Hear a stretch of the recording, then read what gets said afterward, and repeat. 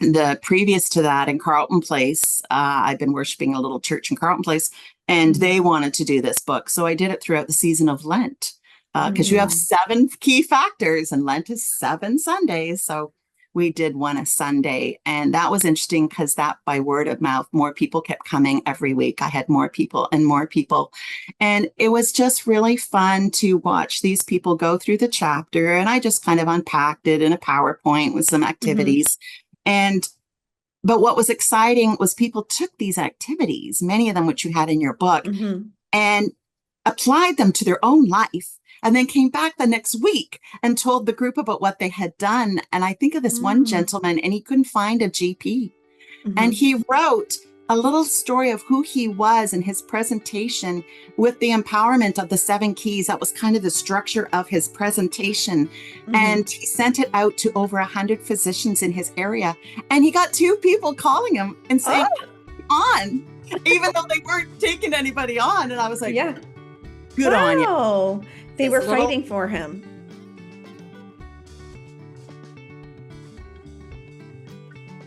Hi, I'm Xian Xiao. And I'm Sammy Winemaker. Welcome to the Waiting Room Revolution podcast. Today, we are so excited to have Ruth Richardson on our show. She is a hospice palliative care nurse educator and the associate program manager for the Champlain Hospice Palliative Care Program, which is near Ottawa, Canada. Ruth, welcome to the show.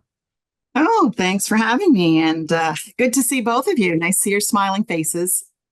Yeah. Good to see you too.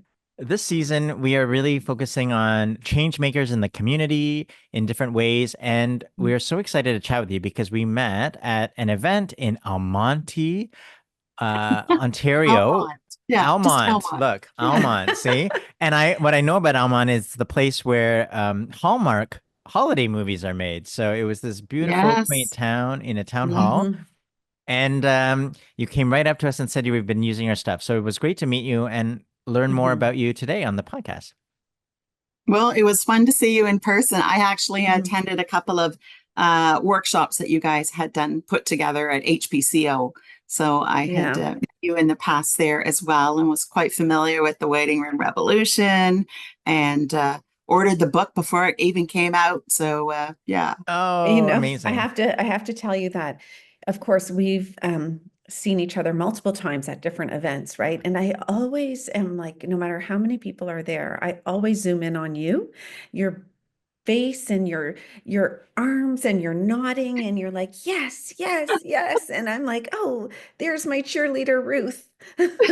Actually, we can tell our guests, you are the first person to give us swag, our own swag. You made these buttons for us, and people can see on YouTube. It was amazing, and we realized we got to up our swag game. But that was I'm going to put mine on right now. The hope for the best pins, which is super cool. But let's share with our listeners your story a little bit. You have been working in the community doing education and palliative care. What is it? For many years, like what is the struggle? I wrote here. What's the struggle that you see most in the community? Like the biggest challenge that you're facing there, you're still trying to address with education. Well, I have to laugh because I've been a nurse educator. Well, I've been a nurse for 44 years, and I've been an educator for maybe the last 20 or so, both within community colleges and programs like the Champlain Hospice Palliative Care Program and CLRI. And I used to be shocked, and now I'm not shocked anymore. But the basic understanding of what is hospice palliative care, what is a palliative approach to care? There's still so many clinicians and people practicing who really haven't got their heads around this. And so I will start a lecture going, well, this is a review, so we can get into the new stuff. And people go, whoa, whoa, whoa, it's not a review. And like, whoa, whoa, whoa, okay. So I'm always surprised that it's just taken the community a long time since the 80s, when Dr. Balfour Mount and St. Boniface started this whole movement in Canada to really kind of get people to understand what a palliative care approach of care is and what it isn't. And so I'm grateful to you guys for creating your little book, because I think this book has really helped me enter into avenues in the community and with clinicians that didn't kind of see palliative care that broad, as in hope for the best and plan for the rest. And so I'm That's what it grateful for that. is. That's what Yeah. it is. Yes, That's what it is. That's really palliative care, isn't it? In a nutshell, we hope for the absolutely. best Yeah, and plan for the rest. yeah, yeah. Yeah. You know, I Absolutely. feel sorry for occupational therapists because they're always constantly trying to explain occupational therapy and what is it and what do they Yeah. do? And I can empathize with them, can't you, Ruth? Because Oh, we're yeah, constantly absolutely. explaining.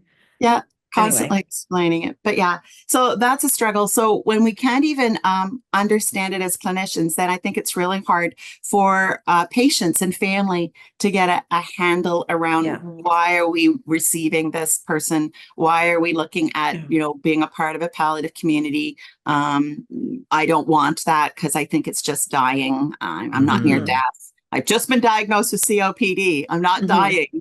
That's right. Yeah, so those kind of things. So I think, it sounds like a silly answer to what you asked me, Cian, but I have many challenges, little individual challenges with each case. But that seems to be the really global arching thing. And it's been interesting since MAID, when was that? Like 2016, 17 came out. It really was an interesting opportunity for me as a nurse educator because everybody was really interested in MAID. Everybody was like, it just got like tons of publicity and people would talk to me about like, well, Ruth, what about MAID? And I'm like, well, what are we looking at? What do we need? What are we hoping for? And the planning part. And people were like, I don't want to suffer. It's like, okay, have you heard of palliative care? I don't want to be in pain. Have you heard of palliative care? I don't want to be alone. Have you heard of palliative care? So in some ways, it was an opportunity for me since then. And then, of course, we had COVID, which is a whole nother thing. But it was an opportunity for me, I think, to talk about what is palliative care more to general public, because general public seems so interested in talking about MAID. Yeah, medical assistance in dying. I'm just saying that because we have listeners from all over the place. But you rode that wave. We have to ride in on whatever avenue is opened up for us, right? So you're right. Yeah. So you've been doing this for so many years. Like, what strategies or what things have you found work well for providers? And then I'll ask you about patients and families. But for providers especially, I mean, helping them educate, like, are there some tricks or some things that topics that you've found have been maybe the Trojan horse or that have helped you to, to turn people around, I guess, in a way? He's asking you, what's your magic? Yeah. What do you do with clinicians so that they, you've been in it for 20 years. What works? Yeah. I know this is a podcast, so we're all online and it's kind of the new age of everything being online. And, but for me, teaching in person, educating people in person, bringing people together in community and having that experience of joint story, joint compassion, joint suffering. I teach typically 10-week courses and people by the 6th week saying, Ruth, coming to your class, like I'm learning lots and I've got the textbook, I'm doing the program, but I'm nurtured in a way that is so empowering for me in my practice. And so offering a palliative approach to education, I'm palliating my fellow clinicians, my fellow nurses and personal support workers. And people say that about this class is I learned a lot of knowledge, but I learned a lot about myself. I had an opportunity. I always start my class with meditation. I light a candle, a little bit of breath work, just some personal awareness. I think if we're called to be compassionate, we need to learn about our own self-compassion. And so teaching those skills, as well as teaching pharmacology or symptom management or assessment skills.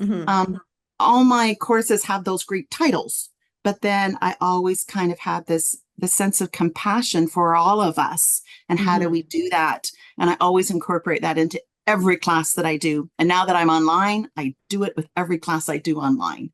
You know what? It's so smart of you, because Sienna and I often talk about how the magic of a palliative approach, or the essence of a palliative approach, is resilience making for the healthcare provider, right? I mean, Mm, we say this all the time. We get burnt out from mhm, systems things, like the mhm, system burns us out, but mhm, providing this kind of care reintroduces you to your own compassion and your own mhm. human nature and Yes. personhood. And so I totally get at what you're saying, that people maybe are drawn to come because of the symptom management stuff, but Mhm. once they start coming, they realize they are having a therapeutic experience, which I think is a reawakening in a way. Yeah. Yes, I would totally agree with you. And it's interesting. I was at a program this morning where a chaplain talked about the Buddhist process of Tonglen. Have you guys heard of Tonglen? No. Yeah, and it means just giving and receiving, Mm-hmm. reciprocal nature. So when you think of the word, the root of hospice is that Mm-hmm. giving and receiving, hospitality, hospital, hospice. Mm-hmm. Um, and I think we forgot, we give as Mm-hmm. clinicians, but we forgot that hospice care is about receiving. And Mm-hmm. Tonglen is about being with people in a time of suffering, instead of saying, I'm aware of my suffering, but I'm aware of your suffering, Sammy. And I'm Mm-hmm. aware of your suffering, and I'm sending support to your suffering as much as I am receiving support from Yeah. you.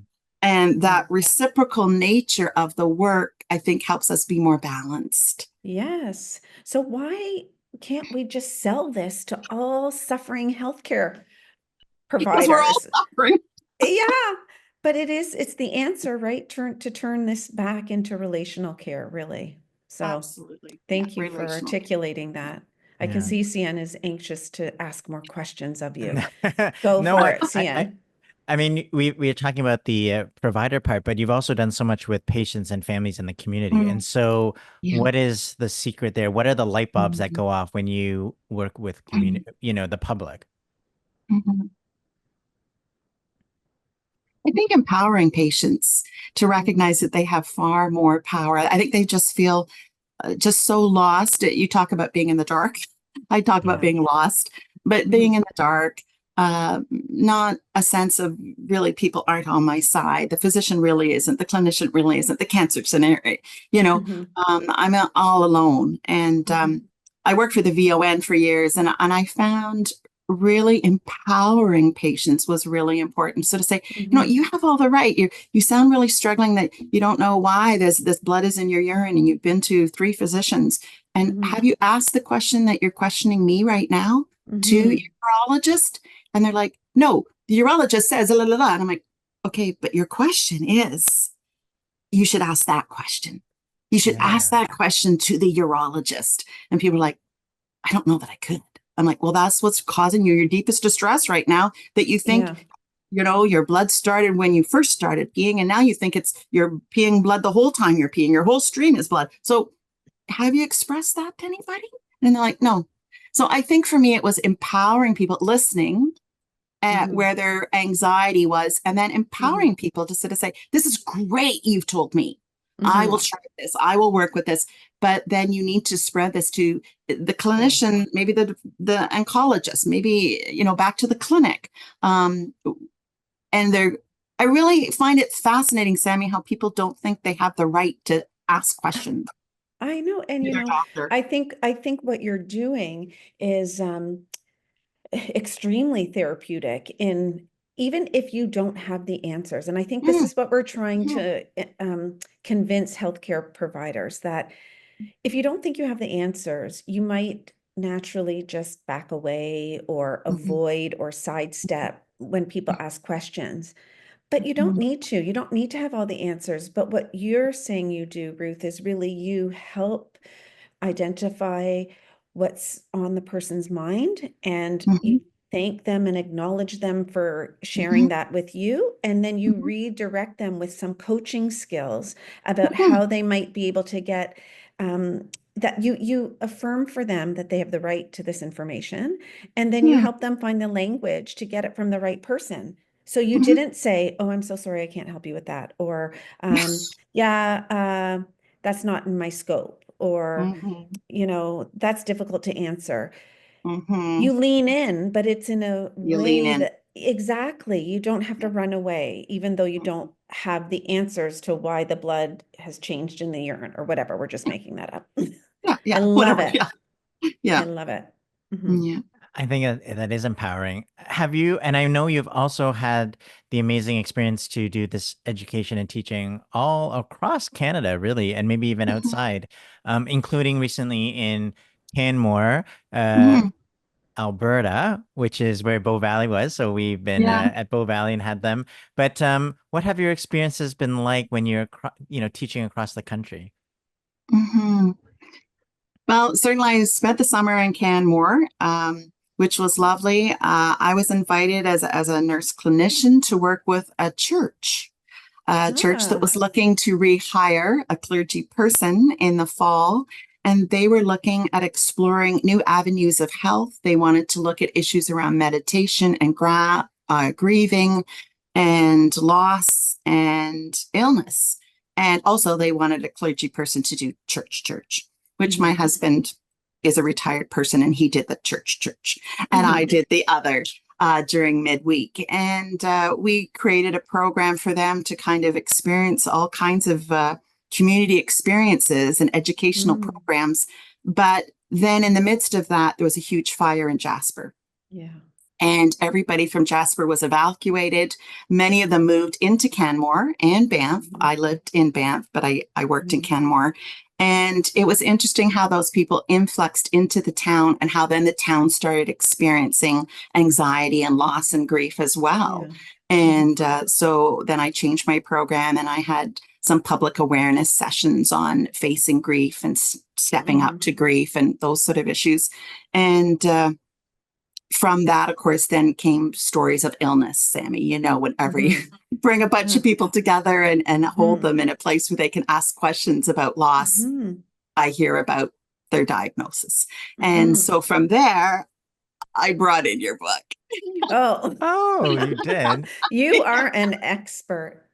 No, because we No. just talked about how you used medical assistance in dying and rode that wave, and then you got a signal from the forest fires in Mhm, Jasper, mhm, and that people were grieving. So you basically mhm, offered yourself up there, mhm, and it opened other doors. So mhm. do tell. So then, of course, I had people telling me their stories of their health and some of Yeah. their distresses around health. And it was interesting. Pauline from Bow Valley did attend our Hmm. vigil. We had a vigil Mm. and she attended that. And that was great. And they were great components of everything I put online. Bow Valley picked it up. And so I started picking up all the Bow Valley and putting them on my Good. feed, which was fun. But enabling people, the last month I was there to read this book. Hmm. So I had a couple of open sessions about grief for the community, and people just came to me afterwards and started telling me their story about their health. Hmm. It just Mm. seems to be what happens to me all the time. It's a calling. It's a calling in a Yeah. way, Yeah. without being too And religious. Yeah. so I had about 10 of your books in my office. So I just started passing them out. And so one Sunday afternoon, I just sort of said, maybe we'll all get together if you'd like to talk about the gift I've given you, this little book. And Hmm. so people did come and we had a chat about that. Um, the previous to that in Carleton Place, I've been worshiping a little church in Carleton Place, and Hmm. they wanted to do this book. So I did it throughout the season of Lent because you have Hmm. 7 key factors, and Lent is 7 Sundays. So we did one a Sunday, and that was interesting because that by word of mouth, more people kept coming every week. I had more people and more people. And it was just really fun to watch these people go through the chapter. And I just kind of unpacked it in a PowerPoint with some Hmm. activities. And but what was exciting was people took these activities, many of them which you had in your book, Hmm. and applied them to their own life. And then came back the next week and told the group about what they had done. And I think of this one Hmm. gentleman, and he couldn't find a GP. And Hmm. he wrote a little story of who he was and his presentation with the empowerment of the 7 keys. That was kind of the structure of his presentation. And he sent it out to over 100 physicians in his area. And he got 2 people calling him and saying, on, even though they weren't taking anybody on. And I was like, Yeah. good on you. Wow. They This were little- fighting for him. Yeah, this little gentleman, but he didn't know what to do. And he wrote this little letter, and the book inspired him as a format. And I thought, good for him. Another lady figured out how she had to create inner and outer circles. She had nobody. And she methodically went through that process and has done it, and has moved out of her house and into a retirement home and found more in her outer circle, and is so grateful for a new quality of life.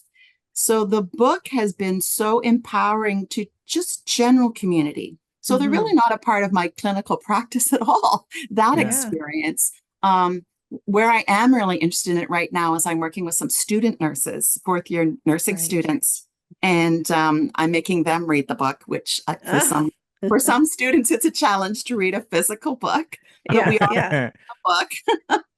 And luckily they can go to your first year and see the whole podcast and listen to it. So some of them found that easier.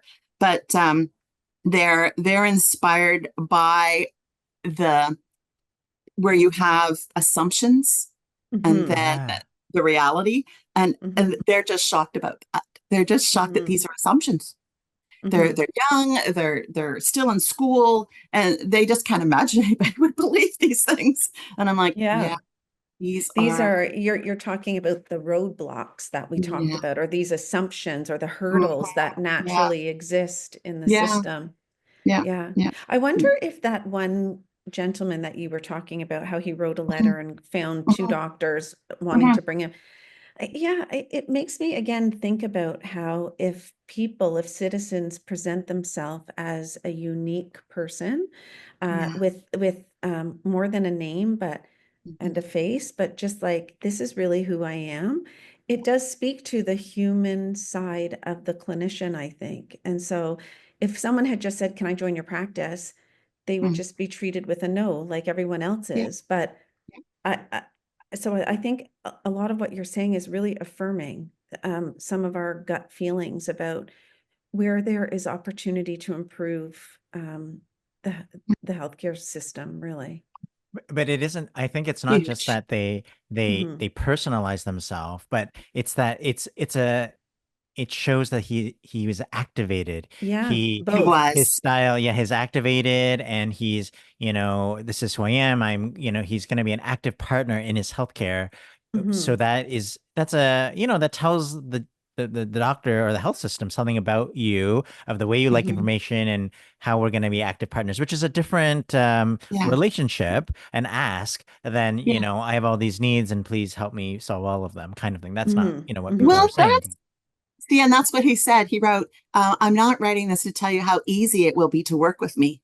Because he said, I want to tell you who I am and how I've read this book, and I want to understand my trajectory. I want to understand these different things, and I'm going to be an active participant. But he did write in it. I remember him saying to me, and I wrote, but I'm not writing this letter because I'm going to be an easy patient, but I'm going to be engaged, honest. And I'm not going to be easy. So don't think, oh, well, he'd be simple, I'll take him. He says, I'm not simple. I'm not easy.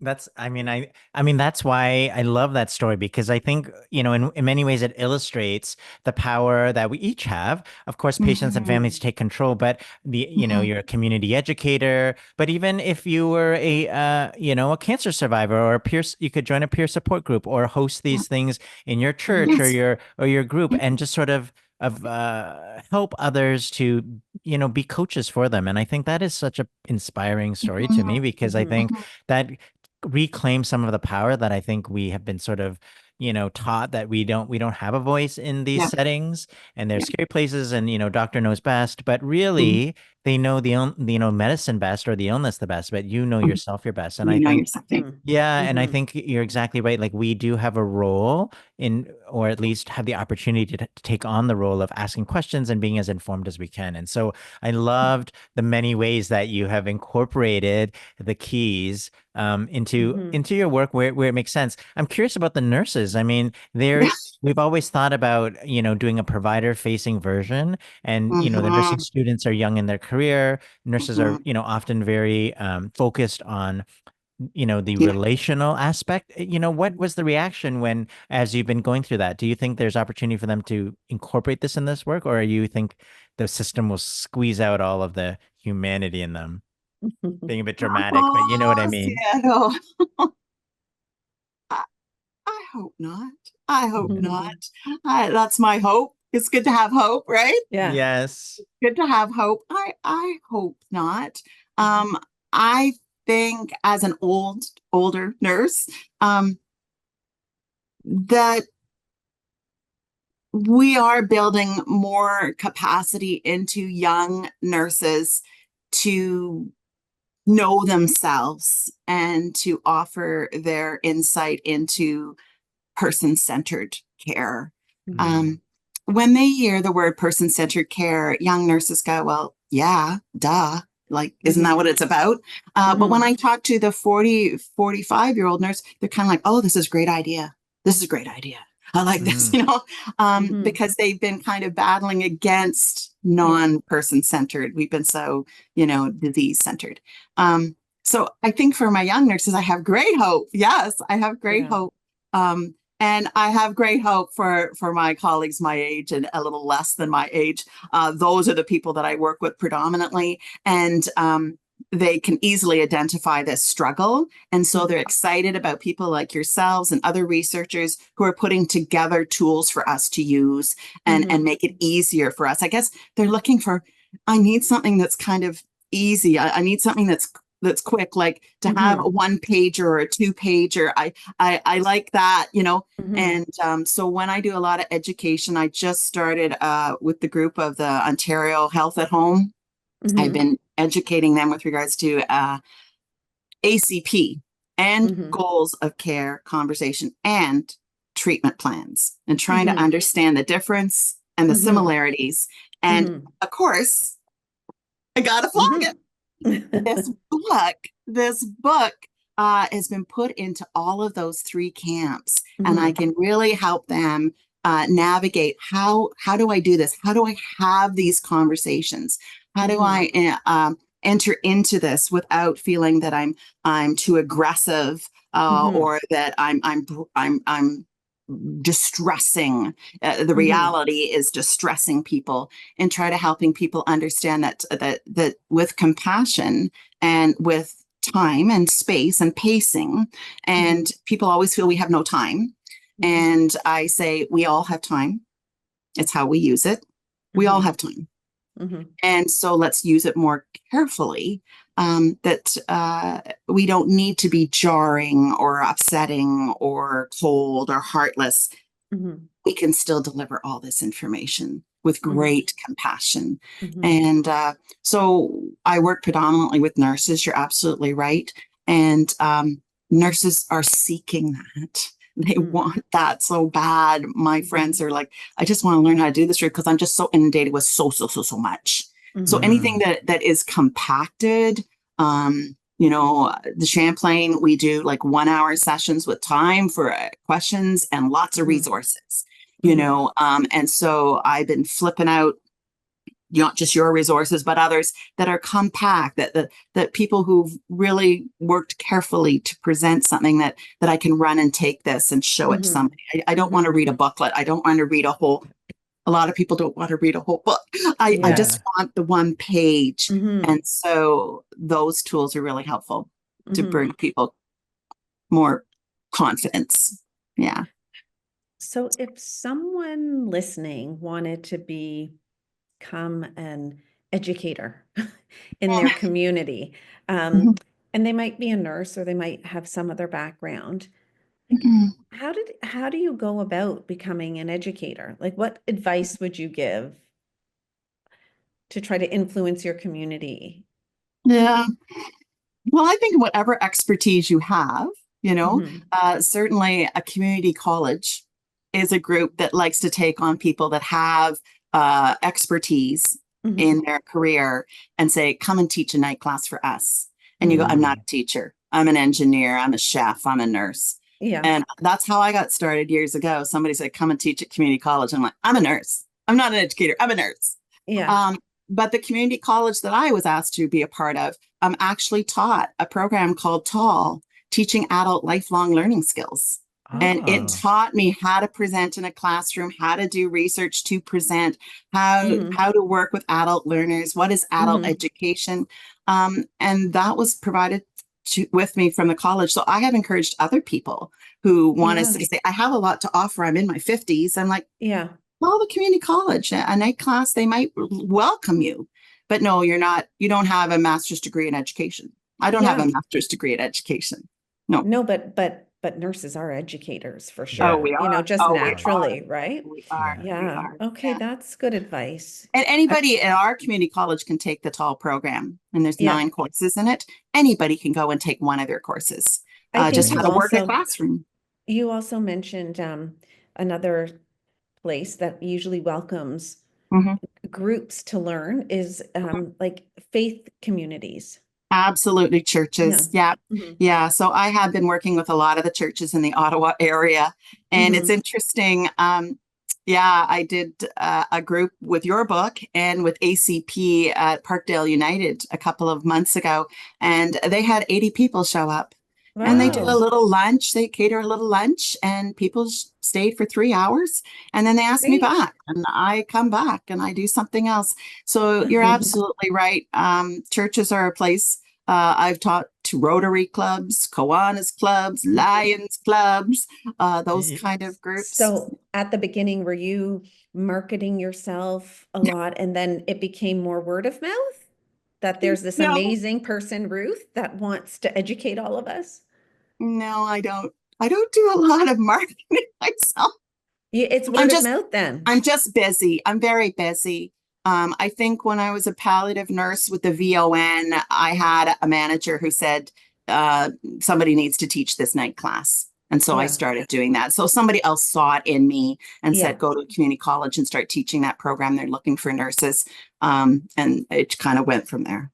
So once the ball got rolling, it was word of mouth. Like you speak at this group, and then this group wants you, and then this group. Yeah. Okay. And Ottawa's a small town, So when you live in Ottawa for 25 years, you get to know you're well known. A lot of people. Yeah. And once you have the knack for it, and once you're doing what you're supposed to be doing, the sort of things align. But I'm curious because we often get this question that people are worried that 1 hour is too long already. You'll lose people's attentions. And here you are. You said you did it for 3 hours, or you did it in 7 weeks in a row. I mean, what is it about either the content or the way that you're teaching that you think breaks through this sort of culture that we have where we can only have 30-second, attention span? Well, I think it's bringing my students together, whoever they are, that group together, and bringing them together as recognizing we're way more together than we are apart. So one of the things I sort of say is, as we introduce ourselves, you all get around the table and you introduce yourself. Often I sort of say, and how many years have you been doing that, Cian? And how many years, Sammy, have you been doing that? And I take a chalkboard and I just and then I add it all up and I go, who's good at math? We have 782 years of experience in this room.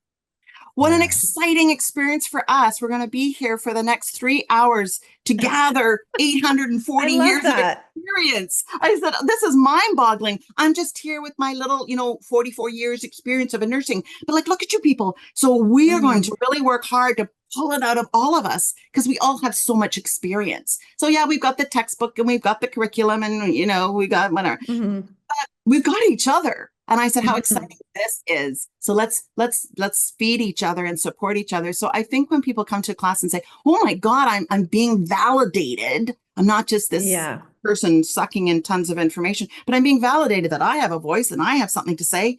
And I have experience that maybe I haven't even formulated what that is, but somebody else says, oh, Cian, that is this. So there's another wisdom voice in the room that puts it back together for you, and that empowers you, Sienna. It's like, oh wow, that was a really great thing. So I think my classes, people start feeling, they just feel really empowered in whatever the topic is, So people say, Ruth, I could go to any of your, I don't care what you're teaching, I'll just take your next course. Well, it's such engaging, It's such a feel-good experience to be in your presence, Ruth, because you bring out the best in people.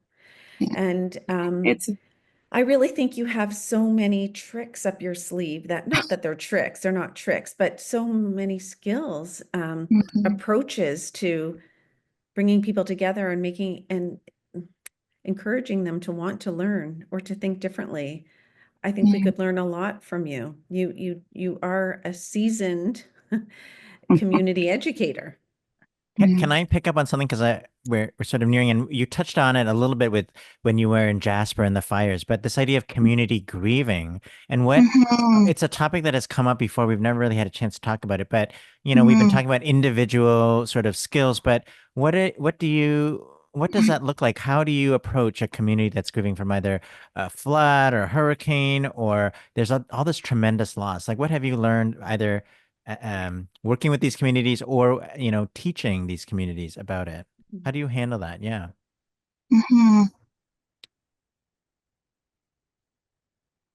Well, I'll give you an example with the Jasper group.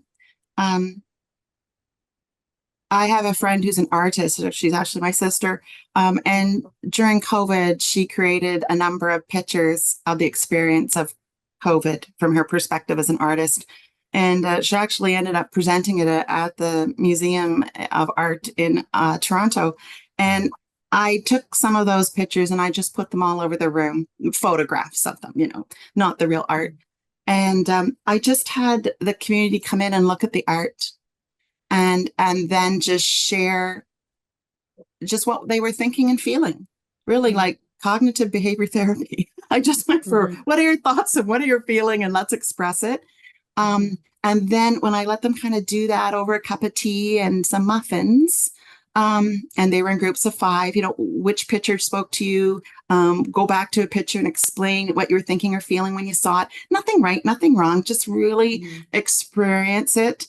And then I said, do you think that has anything to do with grief at all? And then people just started talking to each other and lifting those stories up. And then I did like a little didactic 20-minute on, PowerPoint, grief. And then I said a little exercise. And so I think just letting people talk and feel, and then holding that with some grounding information that those feelings are real, those thoughts are real, but how we could maybe process this and move forward with this, living with this. And I called it showing up for grief. And that's a program out of Australia you probably are familiar with. And showing up for grief really is just like, I'm here. I'm here. It's an awareness piece. And it's not that I know anything about it or that I have anything to teach about it, but to show up is a big, incredible thing that if you can emotionally just show up for people, that's empowering. And if you can show up for yourself, that's empowering.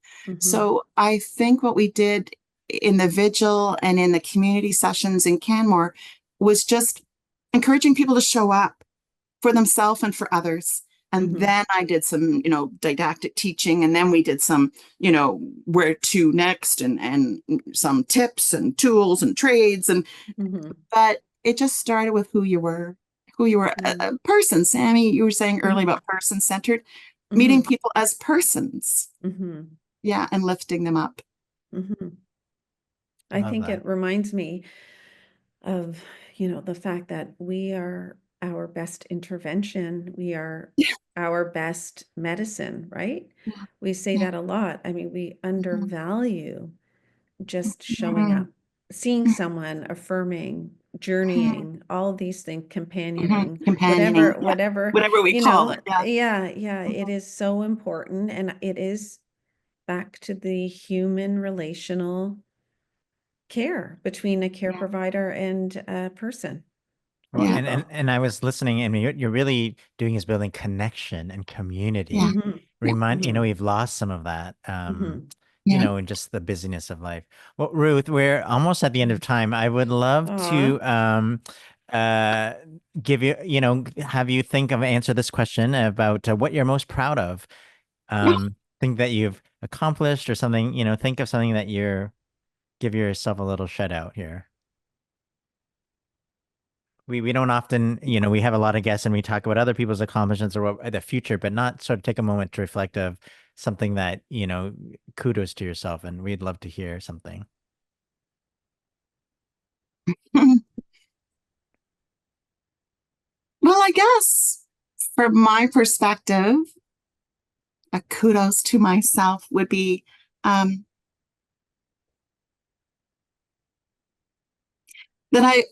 I have learned to be very honest in my living. And I think as a young teenager, struggles of being a teenager and then struggles of being a young woman and single and nursing school and, the 20s, I just really learned how to be very honest. And that was the material I had to work with and to get to know myself. And I think I just really, and I had lots of mentors and lots of support to do that. And I'm so grateful for that, whether it was family or medical people or colleagues. But to really take that task on in my teens and 20s, to be so honest with what is the raw material Ruth has to work with, and where can Ruth best be at all times. And I think that has served me and so well throughout my personal life, my marriage, my family, my colleagues, to learn how to be ridiculously courageous with the struggle of being honest, being so honest about being mortal and about being physically human and my lack of capacities or gifts of just being really honest and living within that honesty as like the root. And I think for me, that has been, it served me well. It's been a good thing for me. I'm proud of that. I'm proud of that too. For thank you, Sammy. For you. No, because I think that the reason why people are drawn to your courses and you as a person is because you're so authentic. And there's no airs about you. There's no ego. It's really, you just bring Ruth to your work and it's very refreshing. So I think that that's really good advice for people just to have permission when they want to bring groups together or want to teach or want to educate, that we shouldn't stand before people as the all-knowing. We just are facilitators, right? And be honest with the people that we're with. I think that's a great tip. You've given us so many great tips, Ruth. We could have gone on forever. I think we could learn a lot from you. Well, you're going to help us, I think, when I've learned so much from you guys. Well, when we get our workbook and our work, I'm excited about the work. Our workshop in a box. Workshop. Yeah, workshop in a box. We're excited to learn what techniques work for you, and we can learn from you. And grow the revolution. Ruth, thank you so much for joining us today. Welcome, I got my pin here. Treasure that. Yeah. Thank you. Mine's on right there. Keep it up, guys. You're doing a great job. Thank you. You too, Ruth. Hey, thanks for listening. Don't forget to rate, review, and subscribe if you haven't already. Visit our website, waitingroomrevolution.com, for more information, to join our newsletter, and to check out our book, Hope for the Best, Plan for the Rest. This podcast is produced by myself, Kayla McMillan, Shobha Jyoti Kumar, and Maggie Sivek. And our theme music is Maypole by Ketsa.